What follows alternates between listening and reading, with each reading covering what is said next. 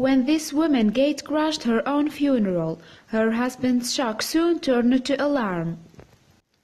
On February 22, 2015, Noela Rukundo was sitting in a parked car across the street from her house in Melbourne, Australia, and she had revenge on her mind.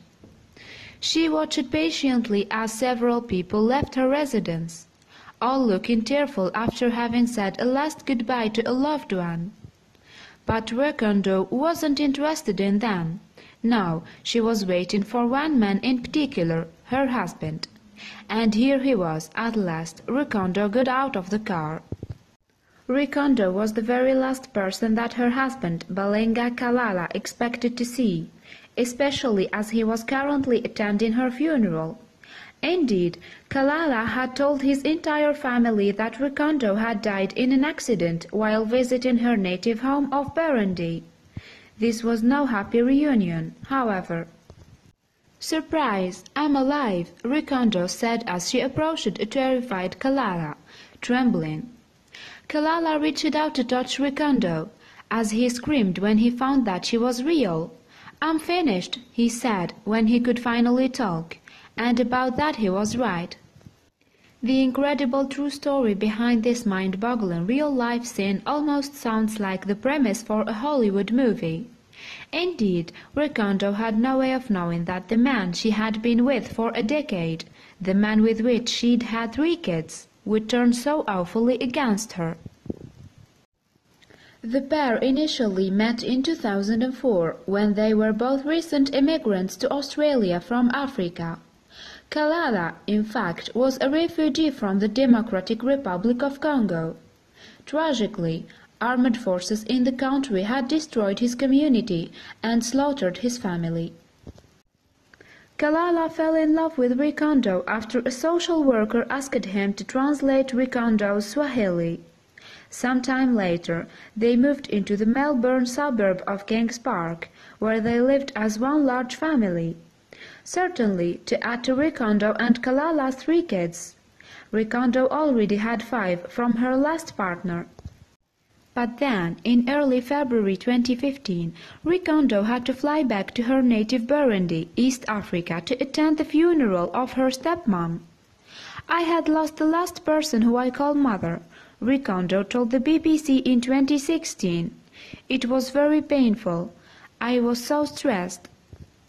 She retired to her bed in a hotel in Bujumbura, but she was interrupted by a phone call from her husband. "He told me to go outside for fresh air," Rukundo explained to the BBC.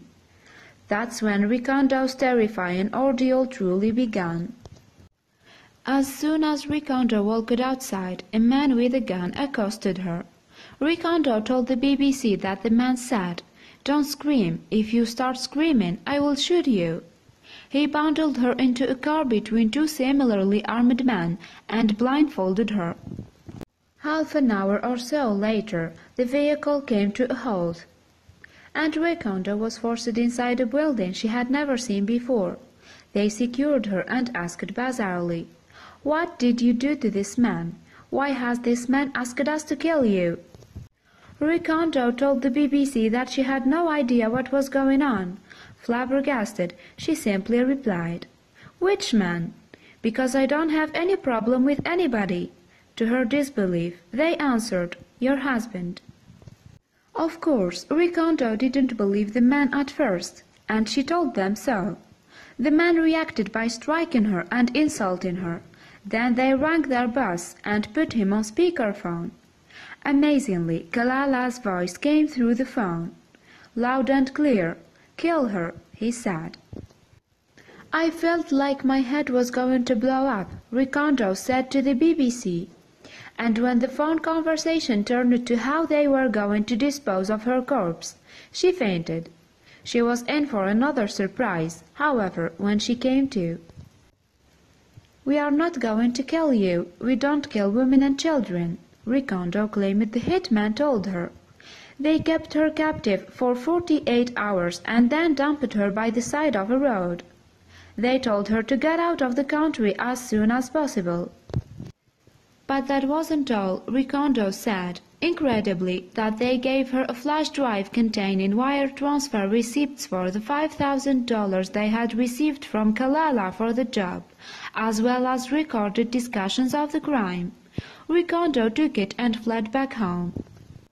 Once there, she teamed up with her pastor, who kept her secret and assisted in getting her back to Kings Park without her husband's knowledge.